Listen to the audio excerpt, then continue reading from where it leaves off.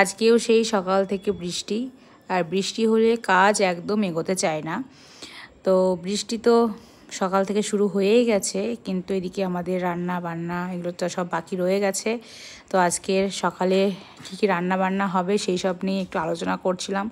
সকালবেলা উঠে একটাই চিন্তা থাকে যে কি রান্না করব। মানে এটা নিয়ে ভীষণভাবে মানে সবার সাথেই আলোচনা করা হয়, আর তুমি কি খাবে তুমি কি খাবে বলে।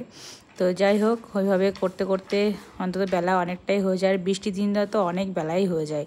তো এদিকে আমার ছোটো ভাবি তো নিজের মতো করে খেলা করছে, দেখতেই পাচ্ছ, একটা বড় জলের ঢপ নিয়ে কি সুন্দর করে ঘুরে বেড়াচ্ছে। যাই হোক, আজকে আবার আমাদের যে কাজের পিসি থাকেন উনি আজকে আসেননি।